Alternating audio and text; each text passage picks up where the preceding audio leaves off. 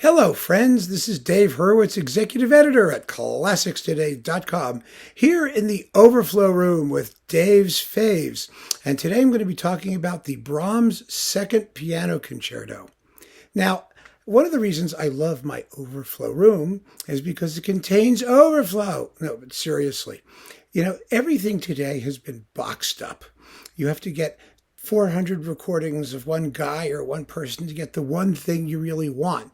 And the nice thing about the Overflow Room is it contains the original releases or close to the original releases on CD of a lot of things, or at least, if not the original, when they still existed as single discs. Actually, this recording may still exist as a single disc.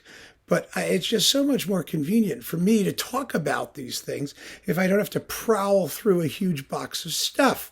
And in this case, I am talking about the Brahms Second Piano Concerto as performed by Sviatoslav Richter and the Chicago Symphony under Leinsdorf. Now, Richter supposedly expressed some sort of dissatisfaction with this performance. I don't know what it was, and I really don't care. Richter expressed dissatisfaction with everything he did, including himself and his life. Do you remember that there was a documentary about his life? And it ended with him sitting there with his head in his hand saying, "I don't like myself very much."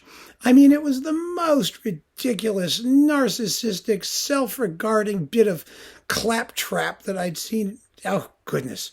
I mean, it makes you not like him. It's true. It really does. But he was a magnificent pianist, a very serious pianist. And if he had to hate himself in order to do decent work, well, more power to him, I say. He can despise himself to the extent possible. This is a great recording of the Brahms Second Piano Concerto on RCA. And I have to say, it's taken me a long time to figure out which ones I like and don't like in this particular case, to find my personal favorite, which is the one that I'm going to grab when I just want to hear the piece and I'm not professionally listening, to write a review or something. And this is the one. I'm not exactly sure why this is the one. I just think it has an ease and a naturalness, and it makes sense of the finale. See, the Brahms piano concertos, you know this, but I have to say it anyway. They are the ultimate in symphonic concerti. In other words, the piano part is thoroughly integrated into the dialogue with the orchestra.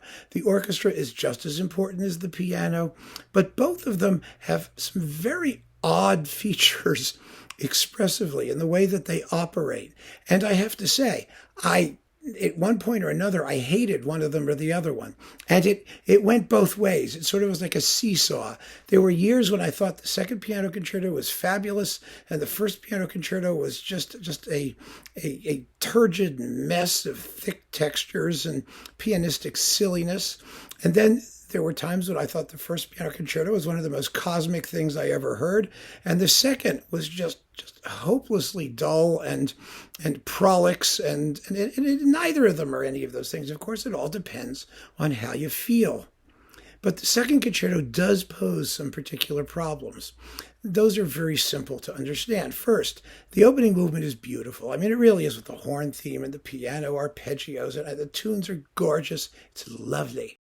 Then you've got the scherzo, second movement, and it's a very turbulent and dark movement, and it always sounds to me rather thick in terms of texture. There's something heavy about it, and I mean, I'm sure that's intentional. It's a very weighty movement, really, in some ways, the most weighty in the symphony. And, that's the odd thing about the symphony. See, I said symphony. That's the Freudian slip. It's a four-movement concerto, really in the form of a symphony, and it's easier to think of it that way than it is to think of a concerto. Think of it as a concerto. But the peculiar thing about it, to my way of thinking, is that the two inner movements are heavier and more substantial than the outer movements. And so that makes it heavy in the midsection, like I'm sort of heavy in the midsection. It's oddly balanced, and a really great performance needs to somehow address this. I think some people may think it's perfectly fine the way it is. I think there are some real challenges there, because the slow movement, after this weighty, heavy, dark, sometimes excessively thick and clunky sounding scherzo, The slow movement is incredibly long and big and solemn, very, very beautiful. I mean, exquisitely written. It's just lovely, but it's very prayerful. And then you get this finale, which is cha cha cha cha cha cha cha cha cha cha cha cha ooby dooby dooby dooby ooh ooh ooh ooh. I mean, it seems so inappropriate. And it's written for a very small orchestra. Brahms takes out timpani and trumpets entirely for the finale.